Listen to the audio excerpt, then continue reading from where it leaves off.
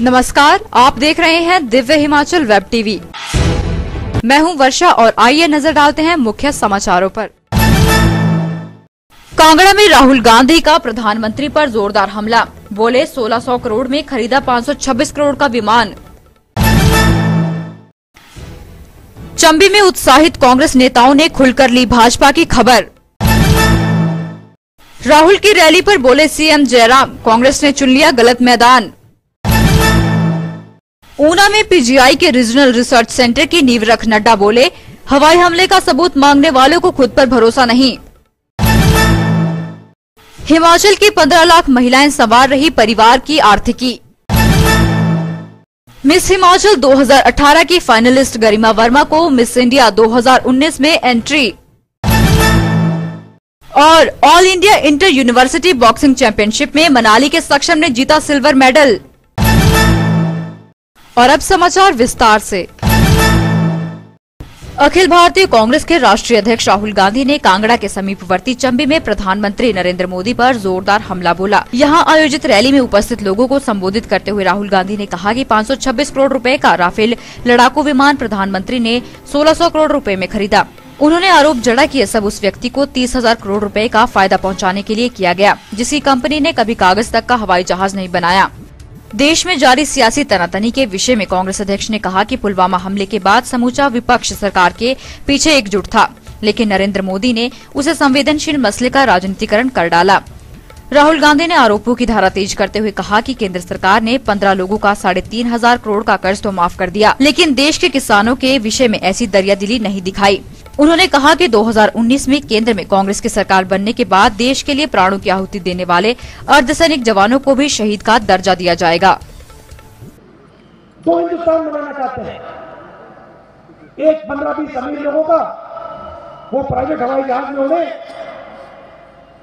मोदी जी की मार्केटिंग करें और मोदी जी आपके पास आकर दिन भर झूठ बोले। कांग्रेस की चंबी में आयोजित जनसभा में पार्टी के वरिष्ठ नेता आनंद शर्मा ने केंद्र सरकार की खूब क्लास लगाई। उन्होंने कहा कि 5 साल पहले लोगों को सब्ज बाग दिखाकर भाजपा सरकार बनाने में कामयाब तो हो गई, लेकिन जनता से किया गया कोई भी वादा पूरा करने में सफल नहीं हुई। उन्होंने कहा कि नेहरू गांधी परिवार ने देश के लिए कुर्बानियां दी हैं, इसलिए आज जनता राहुल गांधी को प्रधानमंत्री बनाने के लिए एकजुट हो रही है। कांग्रेस के प्रदेश प्रभारी रजनी पाटिल ने अपने संबोधन में दावा किया कि हिमाचल में जनता बदलाव चाहती है, जिसके फलस्वरूप लोकसभा चुनावों में प्रदेश की 4 सीटों पर कांग्रेस को विजय मिलेगी। प्रदेश कांग्रेस अध्यक्ष कुलदीप राठौर ने लोगों को संबोधित करते हुए कहा कि प्रधानमंत्री नरेंद्र मोदी की धर्मशाला रैली के दौरान भाजपा ने सरकारी तंत्र का दुरुपयोग कर भीड़ जुटाई थी, जबकि आज प्रदेश भर के लोग अपनी इच्छा से राहुल गांधी के विचार सुनने पहुंचे हैं। कांग्रेस के राष्ट्रीय अध्यक्ष राहुल गांधी की कांगड़ा जिला में आयोजित रैली पर मुख्यमंत्री जयराम ठाकुर ने चुटकी ली है। मुख्यमंत्री ने ऊना में जनसभा को संबोधित करते हुए कहा कि प्रदेश कांग्रेस ने उनकी रैली के लिए गलत स्थान चुन लिया था। यही कारण रहा कि विपक्षी दल बड़े मैदान के अनुरूप भीड़ भी नहीं जुटा पाया। जयराम ठाकुर ने कहा कि इसी चंबी मैदान में भाजपा ने हाल ही में 30,000 से अधिक पन्ना प्रमुखों के साथ रैली की थी, लेकिन कांग्रेस मैदान में लाई गई 10,000 कुर्सियां भी पूरी नहीं भर पाई। राहुल जी का इंतजार कर रहे हैं तो किसी और नाम से ज्यादा पॉपुलर हो गए। मैं उसका जिक्र नहीं करना चाहता हूँ कि कुर्सियां ज्यादा लगा दी। मैंने कहा किसके लिए वो कुर्सियां तो मात्र लगभग 10,000 है, लेकिन अभी दो गलती कर दी। उस जगह को क्यों लिया जहाँ अभी कुछ दिन पहले गडकरी जी का कार्यक्रम हुआ था। केंद्रीय स्वास्थ्य मंत्री जेपी नड्डा ने गुरुवार को ऊना में पीजीआई के रीजनल रिसर्च सेंटर की नींव रखी। मलाहत गांव में यह सुविधा उपलब्ध करवाने पर 500 करोड़ रुपए खर्च किए जाएंगे। इस अवसर पर आयोजित जनसभा में नड्डा ने भारतीय वायुसेना के पाकिस्तान में किए गए हवाई हमले पर सबूत मांगने वालों पर निशाना साधा। उन्होंने दावा किया कि प्रधानमंत्री नरेंद्र मोदी की अंतर्राष्ट्रीय कूटनीति के कारण पड़ोसी देश दुनिया भर में अलग थलग पड़ गया है, लेकिन कुछ लोगों को इस कार्रवाई पर विश्वास नहीं, इसलिए वे सबूत मांग रहे हैं। उन्होंने कहा कि उन्हें दरअसल स्वयं पर ही विश्वास नहीं है। जिनको अपने ऊपर विश्वास नहीं है वो इस तरह की बातें करते हैं।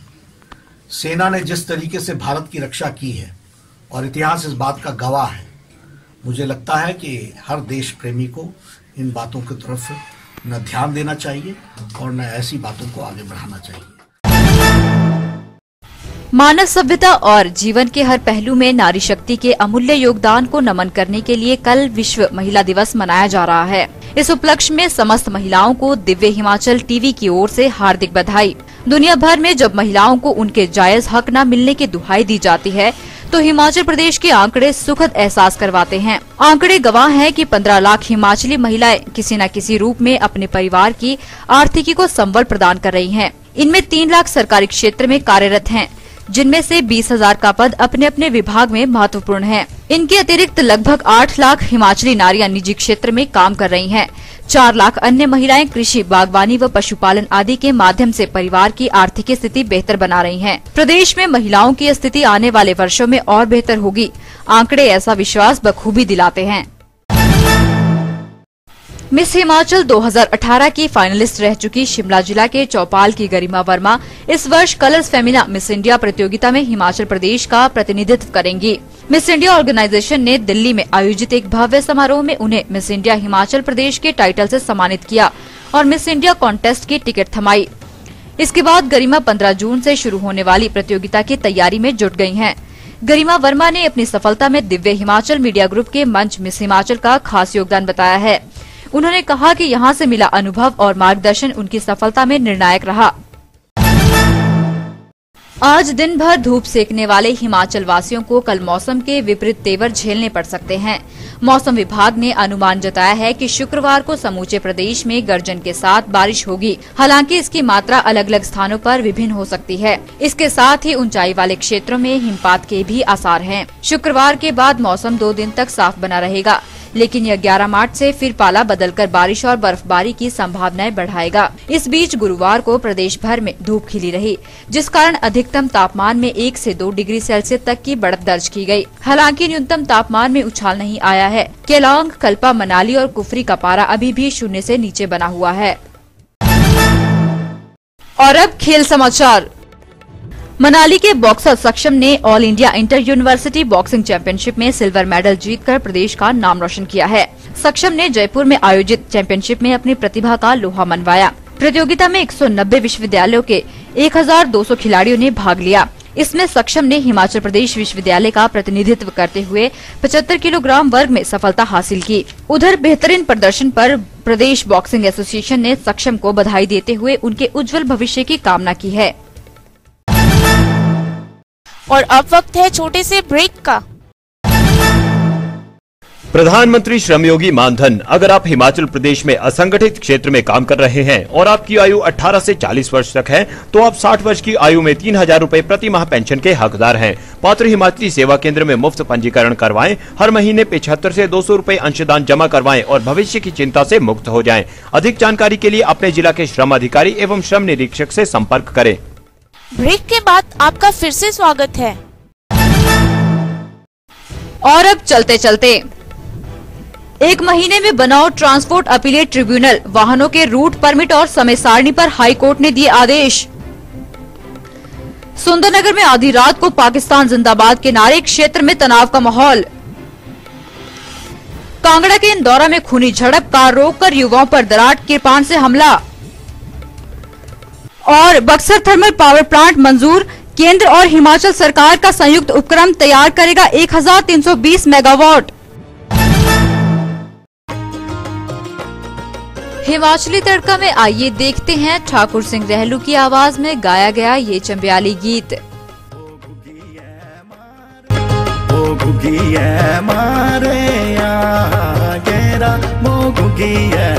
मारे आगेरा बोहेट बो पहाड़ूरा डेरा बोहेट बो पहाड़ूरा डेरा मारे आगेरा ओ गुगिए मारे आगेरा ओ गुगिए मारे आगेरा ओ गुगिए मारे आगेरा पहाड़ों मेरा कि तेरा पहाड़ों मेरा कि तेरा पहाड़ों साजीरा रेला पहाड़ों साजीरा रेला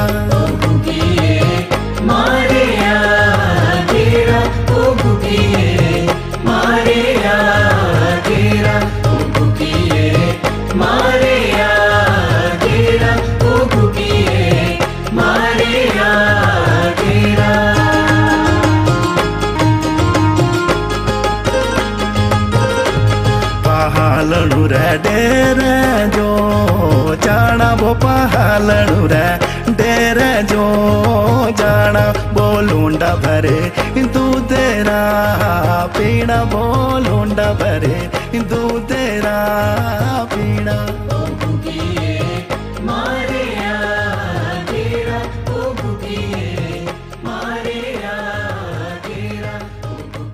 आज के बुलेटिन में इतना ही। पढ़ते रहिए दिव्य हिमाचल और देखते रहिए दिव्य हिमाचल वेब टीवी।